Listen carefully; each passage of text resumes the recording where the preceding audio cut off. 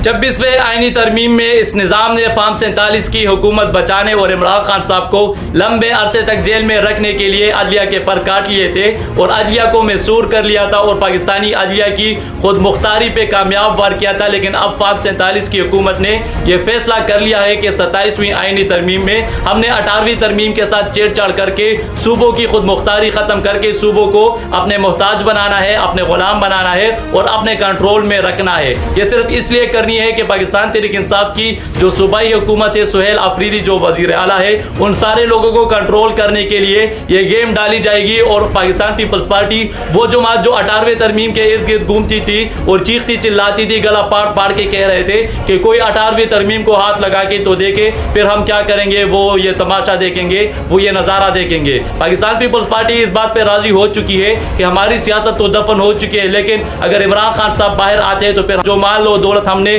लूटा है वो भी खतरे में हो जाएगा। इसलिए ये सारे के सारे लोग इस पे राजी हो चुके हैं कि चाहे 18वीं तरमीम हो, 26वीं तरमीम हो, 27वीं तरमीम हो, आंख बंद करके हमने सारे के सारे तरामीम करने हैं और हमने वो करना है जिसमें हमें भागने की राह मिले हमने। लेकिन याद रखे कि एक प्लान ये लोग बनाते हैं और एक प्लान जो है वो अल्लाह बनाते हैं और आखिरकार होता वही है जो मेरा अल्लाह चाहता है। इन लोगों के ये प्लान इन पे उल्टा देंगे मेरा अल्लाह। इंशाल्लाह आप सबने डट के खड़ा रहना है और आप सबने इमरान खान साहब के साथ इस तहरीक में साथ देना है और हक और सच की इस लड़ाई में आपने हमेशा हक को सराहना है और हक के साथ खड़ा होना है।